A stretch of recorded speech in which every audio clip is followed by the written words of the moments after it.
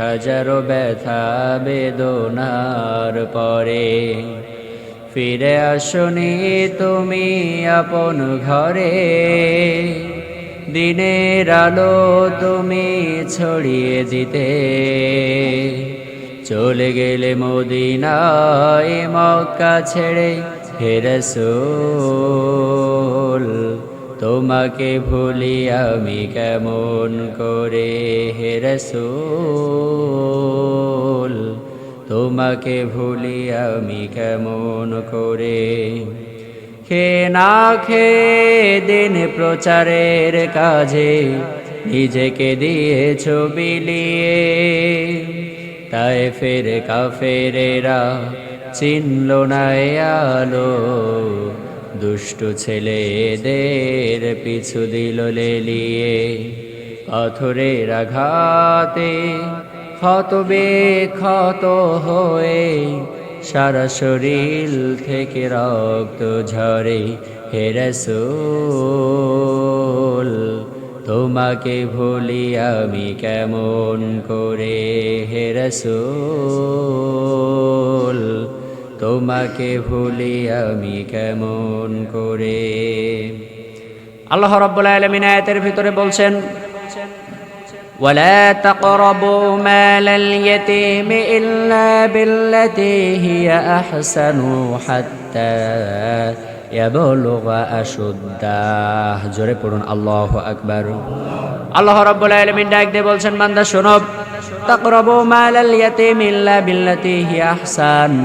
ও গোলাম, তোমাদের জন্য উত্তম হলো এতিমরা প্রাপ্তবয়স্ক না হওয়া পর্যন্ত তোমরা এতিমের সম্পদে হাত দিবা না। এতিমরা প্রাপ্তবয়স্ক না হওয়া পর্যন্ত তোমরা এতিমের আত্মসম্পদ ভাগ বন্টনের দিকে যাইবা না। এখন পৃথিবীর দিকে, দেশের দিকে, সমাজের দিকে একটু তাকায় দেখেন, এতিম যারা হয় প্রাপ্তবয়স্ক হওয়ার আগে ওদের অর্থ সম্পদ মানুষ ভাগ করে কি করে না? ভাগ করে না? পিতা মারা গিয়েছে, চাচারা অর্থ সম্পদগুলো, জমি জায়গাগুলো ওকে না বুঝ দিয়ে ভাগ করে ফেলাই, করে কিনা এমন কাজ? এরপরে আল্লাহ রাব্বুল আলামিন এতিমের দিক নির্দেশনা বর্ণনা করতে গিয়ে সূরাতুল ফাজরের ভিতরে আল্লাহ তাআলা বললেন, সূরাতুল ফাজরের 15 নম্বর আয়াতের ভিতরে রব্বুল আলামিন ঘোষণা দিলেন, ওয়া আম্মা ইযা মাবতালাহু ফাকদারা আলাইহি রিজকাহু ফায়াকুলু রব্বি আহানান কাল্লা বাল লা তুকরিমুনাল ইয়াতীমা ওয়া লা তাহাদ্দুনা আলা তুআমিল মিসকিন। জোরে পড়ুন আল্লাহু আকবার। আল্লাহ রাব্বুল আলামিন ডাক দিয়ে বলছেন, বান্দা ফাআম্মাল ইনসানু ইযা মাবতালাহু রাব্বুহু ফাকদারা আলাইহি রিজকাহু। আল্লাহ তাআলা বলছে, মানুষ তো এমন, পৃথিবীর বুকে কিছু সংখ্যক মানুষ রয়েছে, আল্লাহ তাআলা বলছে তারা তো এমন যে যখন তাদের রব তাদেরকে পরীক্ষা গ্রহণ করে, তাদের রব যখন তাদেরকে পরীক্ষা গ্রহণ করে, পরীক্ষার মধ্য দিয়ে যখন তাদের রব তাদেরকে সম্মানিত করে, এখানে আল্লাহ তাআলা বলছে আমি রব বান্দাদেরকে এমনি এমনি সম্মানিত করি না, আমি রব বান্দাদেরকে সম্মানিত করি পরীক্ষার মধ্য দিয়ে। অত আইজ্জু মান তাশা ওয়া তুযিল্লু মান তাশা। আল্লাহ পরে এক আয়াতের ভিতরে বলছেন, বান্দা আমি রব যাকে ইচ্ছা সম্মান প্রদান করি, আবার আমি রব যাকে ইচ্ছা সম্মান কেড়ে নেই, আমি রব যাকে ইচ্ছা রাজত্ব প্রদান করি, আমি রব যাকে ইচ্ছা রাজত্ব কেড়ে নেই। এই যে বিধানগুলো আল্লাহ তাআলা দিলেন, আর আয়াতের ভিতরে রব্বুল আলামিন বলছেন, বান্দা পৃথিবীর বুকে এমনও মানুষ রয়েছে, আমি রব যখন তাদেরকে পরীক্ষা গ্রহণ করার জন্য সম্মান প্রদান করে, আমি রব যখন তাদেরকে পরীক্ষা গ্রহণ করার জন্য সম্মানিত করে, তাদেরকে সুখ দান করি, অর্থ সম্পদ প্রদান করি, তাদেরকে যখন অর্থ সম্পদ প্রদান করি, তাদের ভিতর থেকে এমনও কিছু মানুষ রয়েছে ফায়াকুলু রব্বি আকরামান, তখন তারা বলতে থাকে এটা তো আমাদের রব আমাদের উপর খুশি হয়ে প্রদান করেছে, কিন্তু আসলে প্রকৃত অর্থ হচ্ছে না না, আল্লাহ রাব্বুল আলামিন তাদের উপর খুশি হয়ে এটা প্রদান করে নাই, আল্লাহ তাআলা তাদেরকে পরীক্ষা নেওয়ার জন্য প্রদান করেছে। পরবর্তী আয়াতের ভিতরে রব্বুল আলামিন বললেন, وأما إذا ما ابتلاه فقدر عليه رزقه فيقول ربي أهانن জোরে পড়ুন আল্লাহু আকবার। এরপর আল্লাহ তাআলা পরের আয়াতের ভিতরে বললেন, আবার যখন তাদেরকে পরীক্ষা গ্রহণ করা হয়, আবার যখন মানুষদেরকে পরীক্ষা গ্রহণ করা হয়, আমি রব তাদেরকে পরীক্ষা গ্রহণ করে যখন তাদের রিজিককে সংকোচ করি, অর্থাৎ তাদের আয় রোজগারটা কমায় দেই, তাদেরকে অভাবগ্রস্তের ভিতরে ফেলি, তাদেরকে অভাব অনটনের ভিতরে যখন আমি রব ফেলি, তখন তারা বলতে থাকে আমাদের রব আমাদেরকে হীন করেছে, আমাদের রব আমাদেরকে দিয়ে এটা আবার উঠায় নিয়েছে, কেড়ে নিয়েছে। কিন্তু না না, মানুষের এই ধারণাটা সম্পূর্ণ প্রকারে একটা ভুল ধারণা। আল্লাহ তাআলা বলছে, বান্দা আমি রব তোমাদেরকে অর্থ সম্পদ প্রদান করে পরীক্ষা গ্রহণ করার জন্য, আবার আমি তোমাদেরকে অর্থ সম্পদ কেড়ে নেই। আমি রব তোমাদেরকে অর্থ সম্পদ কেড়ে নেই, তোমাদেরকে গরিব করি, আবার তোমাদেরকে বড়লোক করি, ধনী করি। এইটা করি কেবলমাত্র আমি রব তোমাদেরকে পরীক্ষা গ্রহণ করার জন্য। কে ধন সম্পদ পেয়ে আমি রবকে ভুলে না যাই, আমি রবকে সে ভুলে না যাই, এটা দেখার জন্য আমি রব তাকে অর্থ সম্পদ প্রদান করে, আবার আমি তাকে অর্থ সম্পদ প্রদান করি, সে কোন পথে এই অর্থটা ব্যয় করতেছে, সে হালাল পথ উপার্জন করতেছে কিনা, নাকি সে হারাম পথে সে অর্থটা ব্যয় করতেছে, এটা দেখার জন্য আমি রব মানুষদেরকে পরীক্ষা গ্রহণ করার জন্য অর্থ সম্পদ প্রদান করি। আবার আমি রব মানুষদেরকে অর্থ নিয়ে পরীক্ষা গ্রহণ করি, দেখি সে ধৈর্য ধারণ করতে পারতেছে কিনা, সঠিকভাবে ধৈর্য ধরতে পারতেছে কিনা, এটা দেখার জন্য আমি রব তাদেরকে অর্থ সম্পদে ছিনায় নেই, তাদেরকে অর্থ সম্পদহীন করে। কিন্তু মানুষ এটা বলতে থাকে আমার রব আমার অর্থ সম্পদগুলো হীন করে দিয়েছে, আমার রব আমার কাছ থেকে এইগুলা কেড়ে নিয়েছে, রাগান্বিত হয়েছে বলে। কিন্তু প্রকৃত অর্থ হচ্ছে এইটা না, প্রকৃত অর্থ হচ্ছে আল্লাহ তাআলা বান্দাদেরকে পরীক্ষা গ্রহণ করার জন্য এইটা করেছে। এরপরের আয়াতের ভিতরে আল্লাহ রাব্বুল আলামিন বললেন, كلا بل لا تكرمون اليتيم ولا تحاضون على طعام المسكين জোরে পড়ুন আল্লাহু আকবার। আল্লাহ রাব্বুল আলামিন বলছেন, বান্দা কখনোই নয়, তোমরা যে ধারণাটা করতেছো এই ধারণাটা সম্পূর্ণ একটা ভুল ধারণা।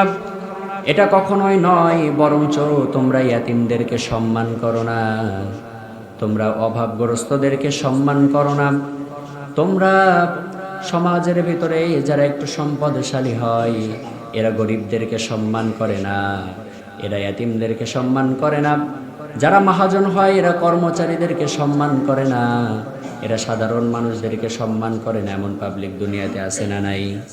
আছে না? একটু যদি সম্পদশালী হয় অমনি আর সাধারণ মানুষদেরকে মানুষ মনে করে না, কথা ঠিক কিনা? সেই কথা কিন্তু আল্লাহ বলছে সূরা ফাজরের 17 নম্বর আয়াতের ভিতরে, যে তোমরা যেটা মনে করতেছো এটা কিন্তু সম্পূর্ণ তোমাদের একটা ভুল ধারণা।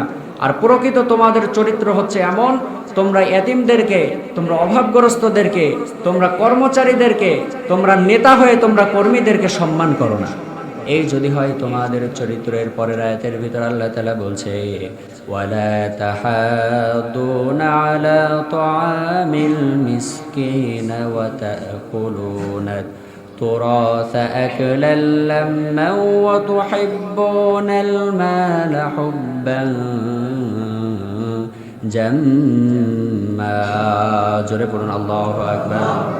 এর পরবর্তী আয়াতের ভিতর আল্লাহ তাআলা বলছেন, তোমরা এতিমদেরকে, অভাবগ্রস্তদেরকে, গরিবদেরকে, কর্মচারীদেরকে সম্মান তোমরা করো না, এবং তোমরা অভাবগ্রস্ত যারা রয়েছে সমাজের ভিতরে, অভাবগ্রস্ত যারা রয়েছে তাদেরকে তোমরা নিজেরা খাদ্য প্রদান করো না, তাদেরকে তোমরা নিজেরা অর্থ প্রদান করো না, এবং তাদেরকে অর্থ তোমরা প্রদান করো না, আর তাদের পারস্পরিকভাবে অর্থ প্রদানের জন্য তোমরা সাহায্য করো না। অতএব তারা নিজেরা অর্থ প্রদান করে না, অভাবগ্রস্ত যারা রয়েছে, গরিব যারা রয়েছে, এদের হক তাদের পরিপূর্ণভাবে তারা মিটায় দেয় না, আদায় করে দেয় না। আর অন্য কেউ যদি তাদের হকগুলো নষ্ট করে থাকে তাহলে তাদেরকে যে সতর্ক করবে এমন কাজও করে না। এর পরবর্তী আয়াতের ভিতরে আল্লাহ রাব্বুল আলামিন বলছেন, অতুহিব্বুনাল মালা হুব্বান জাম্মা, এবং উত্তরাধিকারীদেরকে প্রাপ্ত সম্পদ, উত্তরাধিকারী যারা রয়েছে উত্তরাধিকারী যারা রয়েছে এদেরকে প্রাপ্ত সম্পদ সম্পূর্ণরূপে তোমরা আহার করে থাকো। উত্তরাধিকারীদেরকে হক, উত্তরাধিকারীদের যে হক রয়েছে এই হকগুলো তোমরা নষ্ট করে থাকো। উত্তরাধিকারীদের হক নষ্ট করে, আছে না? বোনের সম্পদ, ভাইয়ের সম্পদ, এগুলো নষ্ট করে এমন মানুষ আছে কি না? দেখেন, সেই কথা কিন্তু আল্লাহ তাআলা একদম প্রথম থেকেই বলছেন যে প্রাপ্তবয়স্ক না হলে কোনো এতিমের অর্থ সম্পদ ভাগ করা যাবে না। আর এদের ভিতরে আল্লাহ তাআলা বলছে যারা উত্তরাধিকারী, তোমার কাছে যার হক প্রাপ্ত, তোমার কাছে যার হক প্রাপ্ত তাদের অর্থ সম্পদ তোমরা আত্মসাৎ করো, রেখে দাও, তাদের হক তাদের পরিপূর্ণভাবে দাও না। মানুষ কাজ করলে শ্রম তারা ব্যয় করে কাজ করে, মাঠে জন দেয়, অথচ তাদের শ্রমের টাকা দেওয়ার সময় সঠিকভাবে টাকা দেয় না, এমন মানুষ আছে না? কাল্লা ইদা দুক্কাতিল আরদু দাক্কান দাক্কা, আল্লাহর কোরআন বলছে বান্দা এটা মোটেও তোমাদের জন্য সঙ্গত নয়, এটা মোটেও তোমাদের জন্য সঙ্গত নয়। আল্লাহ তাআলা বলছে যখন কিয়ামত হবে, স্মরণ করো সেই দিনের কথা যখন কিয়ামত হবে। কি হবে বলেন? আরো জোরে বলেন, কি হবে? যখন কিয়ামত দিবসটা অনুষ্ঠিত হবে, এই কিয়ামত দিবসে তোমাদের অর্থ সম্পদ কি তোমাদের কোনো কাজে আসবে নাকি? কোনো কাজে আসবে? আল্লাহ প্রশ্ন করতেছেন। প্রিয় ভাইরা আমার, লক্ষ্য করেন এখানে সূরাতুল ফাজর, বাসায় গিয়ে আয়াতগুলো মিলায় নেবেন সুন্দরভাবে। আল্লাহ রাব্বুল আলামিন বলছেন যে ওয়াতুহিব্বুনাল মালা হুব্বান জাম্মা, তোমরা তোমাদের অর্থ সম্পদগুলারে অধিক ভালোবাসো, বিরাট ভালোবাসো তোমরা তোমাদের অর্থ সম্পদগুলো। কি ভালোবাসে না? টাকা জমায় জমায় রাখে, খরচ করতে চায় না। আছে না এমন পাবলিক? ওই যে এক জম্মায় বলেছিলাম, সেটাও কিন্তু এই দফার ভিতরে, যে যারা কৃপণতা করবে অন্যর হকদারিত্বের বিষয়ে বা নিজেরা নিজেদের জন্য কৃপণতা করবে, আল্লাহ তাআলা কিয়ামতের দিন কি করবেন? তাদের অর্থ সম্পদগুলা গলায় ঝুলে দেবে। মনে আছে আপনাদের? আল্লাহ তাআলা এখানে সেই কথা বলছেন, তোমরা তোমাদের অর্থ সম্পদগুলারে অধিক মাত্রায় তোমরা ভালোবাসো, তোমরা তোমাদের অর্থ সম্পদগুলার অধিক মাত্রায় তোমরা ভালোবাসো। ও বান্দা, এটা তোমাদের জন্য মোটেও সঙ্গত নয়, এটা তোমাদের জন্য মোটেও উচিত নয়। যখন কিয়ামত দিবস উপস্থিত হবে, কিয়ামত যখন আসবে, তোমাদের রব যখন তোমাদের রবের নিকটবর্তী হবা, তোমাদের রবের সম্মুখে তোমরা যখন দাঁড়াবা, কাল্লা ইদা দুক্কাতিল আরদু দাক্কান দাক্কা ওয়াজাআ রাব্বুকা ওয়াল মালাকু সাফফান সাফফা। আল্লাহর কোরআন বলছে বান্দা, ওয়াজাআ রাব্বুক, তোমরা যখন তোমাদের রবের নিকটবর্তী হবা, ওয়াল মালাকু সাফফান সাফফা, এবং সমস্ত ফেরেশতা সমূহ যখন, এবং দুনিয়ার সমস্ত মানুষেরা যখন একত্রিত হবে, সবাই যখন একসাথে হয়ে যাবে বান্দা, ওয়াজিআ ইয়াউমা ইদিন বিজাহান্নাম, আল্লাহর কোরআন বলছে সেদিন জাহান্নামে অনয়ন করা হবে তাদের, সেদিন তাদেরকে টেনে টেনে জাহান্নামের ভিতরে নিক্ষেপ করা হবে। পড়েন নাউজুবিল্লাহ। ইয়াউমা ইদি ইয়াতাযাক্কারুল ইনসানু ওয়া আন্না লাহুদ যিকরা।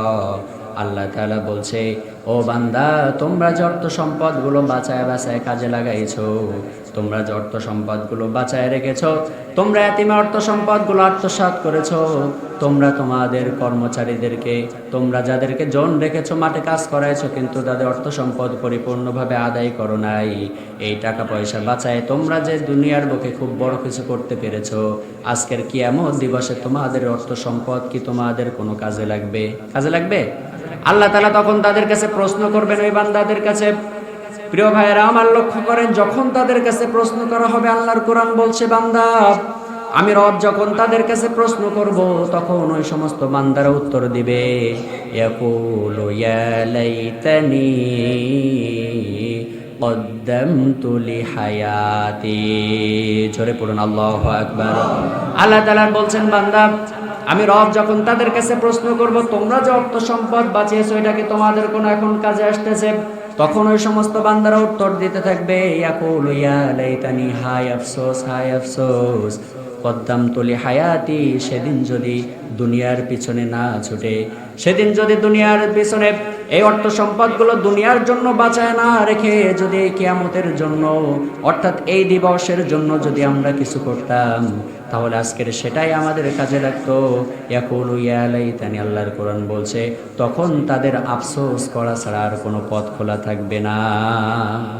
আফসোস করা ছাড়া আর কোনো পথ তাদের খোলা থাকবে। প্রিয় ভাইরা আমার, আসুন দেখি এক কথায়, যেহেতু সময় অনেক হয়ে গিয়েছে, এক কথায় আমরা এই চরিত্রগুলা কারা সেই আফসোস করবে, এদের চরিত্রগুলো এক কথায় আমরা একটু জেনে নেই। প্রথমে হচ্ছে আল্লাহ তাআলা যখন তাদেরকে অর্থ সম্পদ প্রদান করে তখন তারা মনে করে যে আল্লাহ আমাদের দিয়েছে খুশি হয়ে, অথচ তারা নামাজ পড়ে না। এখানে আল্লাহ তাআলা বলছে আমি তাদেরকে পরীক্ষা গ্রহণ করার জন্য দেই, আবার যখন তাদেরকে একটু অভাব অনটনের ভিতরে ফেলাই সেটাও আমি রব তাদেরকে পরীক্ষা গ্রহণ করি। আর যখন তাদেরকে অভাব অনটনের ভিতরে ফেলাই তখন তারা বলে যে আমার রব আমার কাছ থেকে কেড়ে নিয়েছে, আল্লাহ আর কাউরে দেখতে পাই নাই, আমার অর্থ সম্পদের কেন এত ক্ষতি করছে, এমন কথা বলে না মানুষ। এই শ্রেণী। এরপরের আয়াতের যারা ইয়াতীমের সাথে খারাপ আচরণ করে, যারা অভাবগ্রস্তদের সাথে, গরিবের সাথে, তার থেকে নিচু শ্রেণীর মানুষ যারা, তার সাথে যারা খারাপ আচরণ করে। একজন চাকরিজীবী মানুষ একজন রিক্সা চালকের সাথে, ভ্যান চালকের সাথে খারাপ আচরণ করে কিনা? করে না? করে। একজন সাধারণ চাকরিজীবী মানুষ একজন এসপির সাথে খারাপ আচরণ করে? ওর থেকে উচ্চ পদে যে আছে তারা সম্মান করার, নিচু পদে যে আছে তার সাথে খারাপ আচরণ করে। এমন যদি কেউ করে, খারাপ আচরণ যদি তার নিচু শ্রেণীর মানুষের সাথে করে, তাহলে তারাও সেদিন আফসোস করবে। এরপরে আল্লাহ তাআলা বলছে যে তোমরা অভাবগ্রস্তদেরকে, গরিবদেরকে প্রাপ্য হক নিজেরা পালন করবা এবং অন্যদেরকে উৎসাহিত করবা। যদি নিজেরা পালন না করো, অন্যদেরকে উৎসাহিত না করো, তাহলে সেদিন কিয়ামত দিবসে তোমরা আফসোস করবা। এরপরে উত্তরাধিকারীদের প্রাপ্ত সম্পদ তাদের পরিপূর্ণভাবে আহার করা, যারা আহার করে অর্থাৎ কর্মচারীদেরকে, সাধারণ মানুষদেরকে যাদের কাজে লাগিয়েছে কিন্তু তাদের বেতন, তাদের অর্থ সম্পদ, তাদের কাজের মূল্য তাদের ঠিকভাবে দেয় না, এটা যারা করবে। এরপরে যারা তাদের নিজেদের ধন সম্পদকে অধিক মাত্রায় ভালোবাসবে, যারা ধন সম্পদকে কি করবে? অধিক মাত্রায় ভালোবাসবে, ধন সম্পদ খরচ করবে না, অর্থ সম্পদ খরচ করবে না, কৃপণতা করবে, তারাও কিয়ামতের দিন আফসোস করবে।